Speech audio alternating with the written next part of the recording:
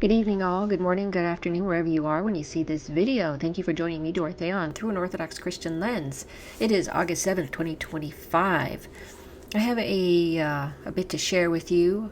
I've been looking up some information here. I don't know how it came about. Can't remember now, but it was only like an hour ago. There is a different prophecy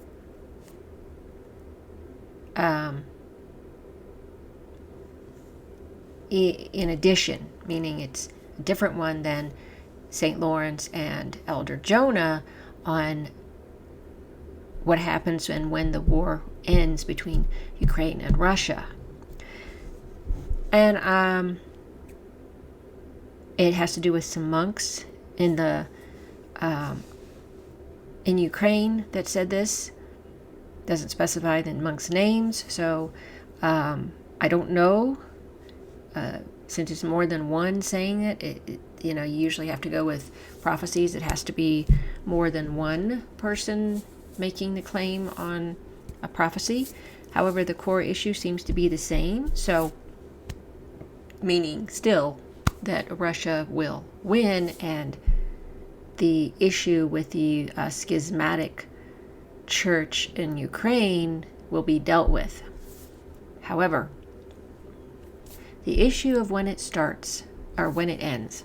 So, as you know, I gave you a video. I showed a video of a while back on the prophecies from both Elder Jonah and St. Lawrence. Now, the latest one I did was Elder Jonah just a while ago, explaining that the war in between Russia and Ukraine would be ending after 3 years, and he said specifically after 3 Paschas, that's 3 Easters.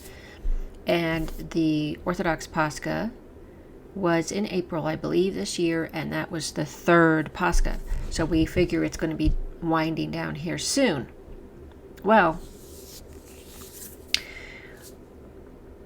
I came across this other one, so I'm going to bring up, I had some questions about the Lavra caves. Okay, so that's where it's taking place, this issue. Okay, so there are some canonical Ukrainian Orthodox monks, according to orthochristian.com site.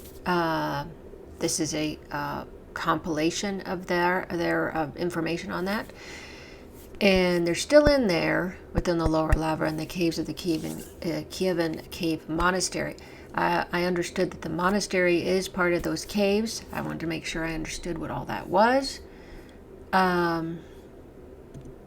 Same here, it's the same thing. And also,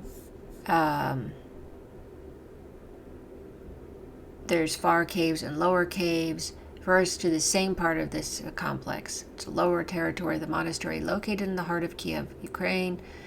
This area is also known as the Lower Lavra and contains the ancient underground cave systems where the relics of saints are kept. The far caves specifically are the underground labyrinths excavated by St. Anthony and his disciples in the 11th century, and they are part of the larger complex of caves that extend over 600 meters. Okay. The far caves are named after St. Theodosius, who was associated with the initial settlement in the area. The near caves, located nearby, are named after St. Anthony, who moved there for a more solitary life in 1057. Therefore, the far caves are a specific section within the broader lower Lavra. Okay. So there are some that are still in there, but they were apparently kicked out.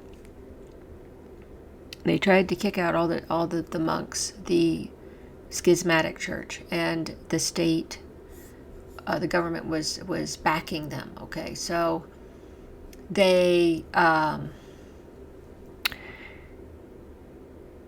happened in 2023, that they started kicking the monks out of those caves, which are very sacred and holy site, one of the most holy sites or Orthodox sites in the world. Okay, so let's go to what I'm trying to say here. So this is the information we have here on this particular prophecy.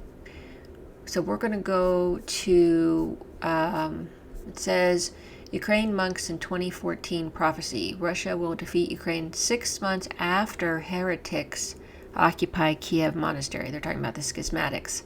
6 months after heretics occupy Kiev monastery. This is why I was looking up this thing to make sure that it made any sense before I put this out. Now, again, this is the monks saying this. I don't know how ironclad that is because, like I said, it's more than one person, but it's not naming these monks apparently. So let's just read what they say. We already know about St. Lawrence, by the way. But I'll read it to you again, what St. Lawrence had said of Chernigov. When a little freedom appears, when the churches and monasteries are being opened and restored, then all false teaching will come out, and the demons and secret atheists, Catholics, Unions, Ukrainian self-ordained, and others, and will fiercely take up arms against the Orthodox Russian Church, its unity, and its conciliar nature. A godless authority will support these heretics, and therefore they will take churches away from the Orthodox and slaughter the faithful. The faithful have been beaten up and bloodied, but I don't know if that means the same thing as slaughter. Then the Metropolitan of Kiev, not worthy of his name, together with his like-minded hierarchs and priests, will strongly shake the Russian Church. The whole world will be amazed at his lawlessness and will be frightened. He himself will go off into eternal perdition like Judas. Lord have mercy. But all these slanders of the evil one and false teachings will disappear in Russia, and there will be one Orthodox Russian Church. Okay, so that's what he had said. Elder Jonah was saying the 3 Paskas, okay, for 3 years. But still, Russia's going to prevail, okay. Now, I'm going to read this part. They also reported that Igor Strelkov, previously Minister of Defense of the Donetsk People's Republic, also claimed in late 2022 that in 2014, while he was minister, monks from, I can't pronounce that, monastery approached him bearing this prophecy.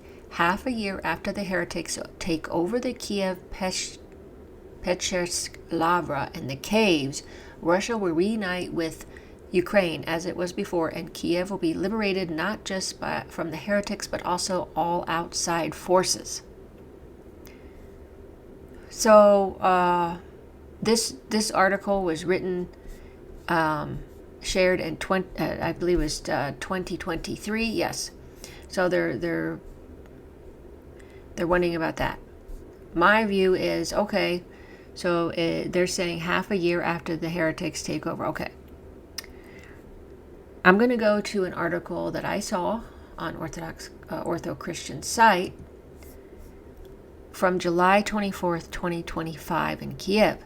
Uncanonical, that would be the schismatics, Metropolitan Dumenko serves in Kiev Lavra's far caves for first time. The schismatics. Metropolitan, quote unquote, meaning he's not really. Epiphany Dumenko, the unordained head of the schismatic Orthodox Church of Ukraine, served in the far caves of the Kiev Caves Lavra for the first time yesterday. The OCU created its own Kiev Caves Lavra on paper in May 2022 in order to drive out and replace the Orthodox monks who have labored there for decades as the successors of those who have labored there for a millennia.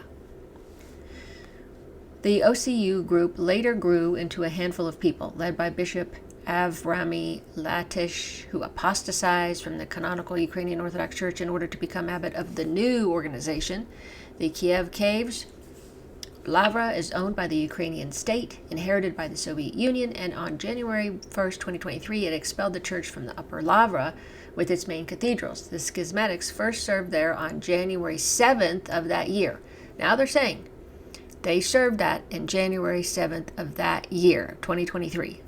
So are we saying, is it saying that if they served there, does that mean they have already expelled everybody? Now, when I looked, they said there were still some monks in the Lavra caves. So this is why it's a little confusing. The lower Lavra is the section of the monastery with the monastic cells in the near and far caves, which are home to the relics of more than 100 saints. And yesterday, July 23rd, Dumenko served in the far caves church of St. Theodosi of the Caves first time. Joined by Latish, other schismatic clergy, and state representatives, he served a Mulliban, the OCU site reports. Domenko commented that this service was an historical event because the Ukrainian church is returning to where our venerable fathers shone forth and where Ukrainian monastic life began. Yes, but he is a schismatic. He's not part of this original canonical church. However, the relics of the saints who adorn the caves testify to the fact that the Ukrainian church never left the caves and the monastic life never ceased there. Domenko's organization, on the other hand, has no historical connection to the 1,000-year history of the Kiev caves lavra. So this is what I'm trying to figure out. Finding that particular prophecy. And what do they mean? So they served in that area, now they're serving in this area as of July this year. So what I'm trying to understand is exactly what that is meaning. Half a year after the heretics take over this lavra and the caves, Russia will reunite with Ukraine as it was before. So if you believe that now they've done this particular area, they have never for first time, and perhaps after the January 2023 one, now we have the July 2025 when they're actually in there doing that. What does this actually mean? Okay, so if we took this to mean that this was the actual key moment in July 2025, if you go by Elder Jonah's prophetic words of 3 Paschas, we are in that time. So perhaps that July 2025 was the key moment of them really taking over not only that one portion, but now the other portion of the monastery in the caves, which means overall the whole area of the lavra. If that's how this is to be interpreted, this is just my understanding, or possibly could be. Half a year then would mean January 2026 would be when Russia and Ukraine would unite, and then Kiev would be liberated, not just from the heretics, but also all outside forces. So that's my thoughts on this. I don't know. What do you all think? Do you think that this is, if you line them all up with the other prophecies, do you think this makes sense? Do you think July is like a key moment here with the schismatics taking over the rest of the lavra caves and making it more of taking over the whole thing of what these monks were saying in 2014? But as I said, we don't know. What do you think this means? I'm asking for your help. If you'd like to share any thoughts on this, it'd be great. But it was something I wanted to let you know about, this particular prophecy. And share your comments below. I'm sure some from Russia may have some ideas on this as well. Okay, well, thanks so much for watching. Thanks so much for following my channel.